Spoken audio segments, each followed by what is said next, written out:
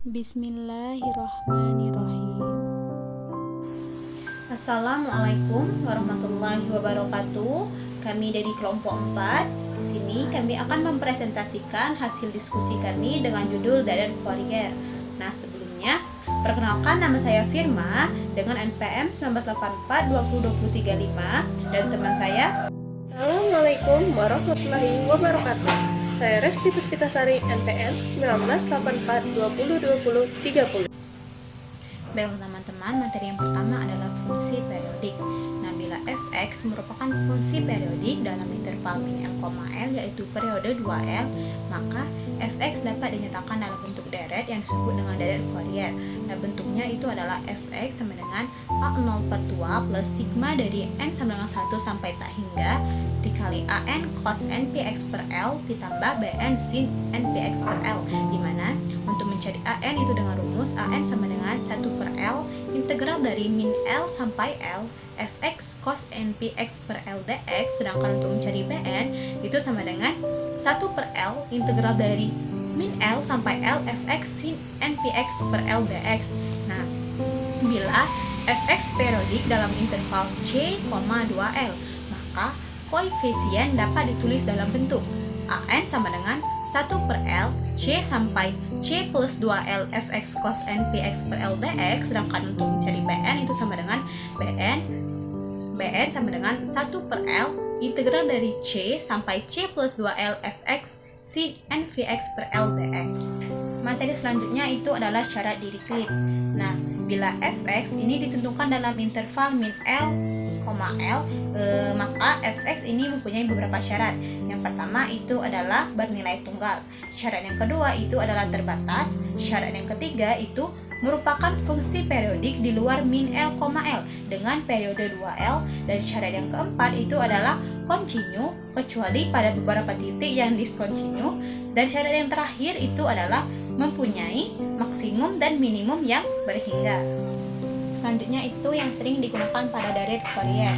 Nah, yang sering digunakan itu adalah rumus U dikali dp, integral U dikali dp sama dengan U dikali P dikurang integral P dikali du. Sedangkan integral U dikali P itu sama dengan U dikali P1 dikurang U aksen dikali P2 ditambah U aksen 2 dikali P3.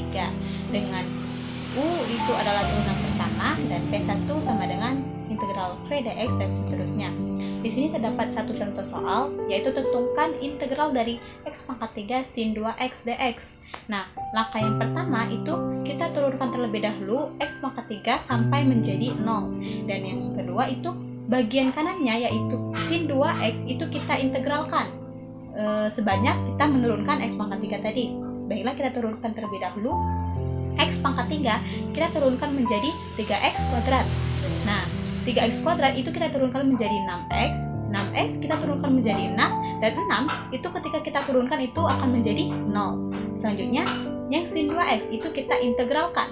Nah, sin 2x kita integralkan menjadi min 1/2 sin cos 2x, kita integralkan kembali menjadi min 1/4 sin 2x, dan kita integralkan lagi menjadi 1/8 cos 2x. Selanjutnya yang terakhir kita integralkan lagi 1/16 sin 2x. Nah, kemudian dikalikan dari kiri ke kanan sesuai dengan arah tanda panah.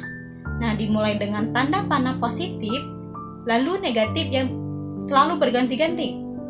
Nah, itu jadi x pangkat 3 itu kita kalikan dengan minus setengah cos 2x. Terusnya kita kurangkan 3x kuadrat dikalikan bis 1/4 sin 2x. Selanjutnya kita tambahkan 6x dikali 1/8 cos 2x. Terus kita kurangkan lagi 6 dikali 1/16 sin 2x. Sehingga jawabannya itu adalah minus x pangkat 3/2 cos 2x dikurang minus 3x kuadrat per 4 sin 2x ditambah 6x per 8 cos 2x dikurang 6/16 sin 2x. Sejauh ini paham? Baiklah, saya akan meneruskan penjelasan dari teman saya, yaitu D, fungsi genap dan fungsi ganjil. Fungsi fx dikatakan fungsi genap atau simetrik apabila f min x sama dengan fx. Penderetan fungsi genap tidak memuat suku-suku, jadi bn sama dengan 0. Untuk mencari A0 sama dengan 1 per Pi integral min Pi sampai ke Pi fx dx sama integral 0 sampai ke Pi fx dx. Untuk mencari AN sama dengan 1 per Pi integral dari min Pi sampai ke Pi fx cos nx dx sama dengan 2 per Pi fx cos nx dx. Fungsi fx dikatakan ganjil apabila f min x sama dengan min fx. Penderetan fungsi ganjil hanya memuat suku-suku sinus, jadi AN dan A0 sama dengan 0. Untuk mencari BN sama dengan 1 per Pi integral dari min Pi sampai ke Pi fx sin nx dx sama dengan 2 per Pi integral dari 0 sampai ke Pi fx sin nx dx. Sinus dan kosinus Fourier setengah jangkauan. Sinus Fourier atau kosinus Fourier setengah jangkauan adalah suatu deret yang hanya memuat suku-suku dari sinus atau kosinus. Pada sinus setengah jangkauan atau kosinus, fungsi hanya didefinisikan dalam setengah interval yaitu 0,L. Sinus setengah jangkauan dalam interval min L, L merupakan fungsi ganjil, demikian juga kosinus setengah jangkauan merupakan fungsi genap dalam min L, L. Jadi pada sinus setengah jangkauan yang dicari hanya BN, demikian juga kosinus setengah jangkauan yang dicari hanya A0 dan AN. Mencari sinus setengah jangkauan dalam deret sinus, BN sama dengan 2 per L integral 0 sampai ke L fx sin n px per L dx. A0 dan AN sama dengan 0. Untuk mencari kosinus setengah jangkauan dalam deret kosinus, A0 sama dengan 2 per L integral dari 0 sampai ke L fx dx. Dan untuk mencari AN sama dengan 2 per L integral dari 0 sampai ke L fx cos n px per L dx. Bn sama dengan 0. F. Harmoni analisis.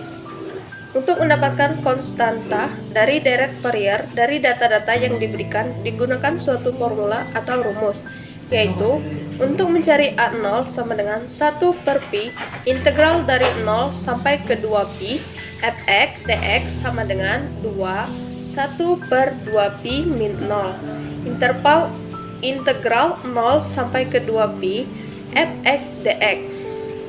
A0 sama dengan 2 mean dari fx dalam interval 0,2pi dan AN sama dengan 2 mean dari fx cos nx dalam interval 0,2pi.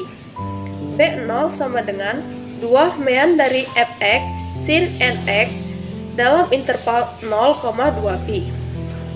Selanjutnya itu identitas Parseval.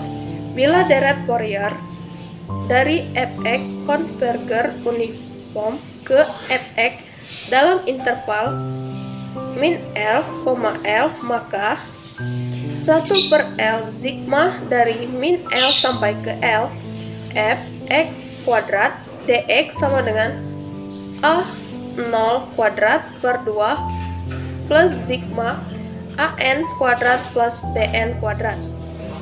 Baiklah, sekian presentasi dari kami akhiri. Wassalamualaikum warahmatullahi wabarakatuh.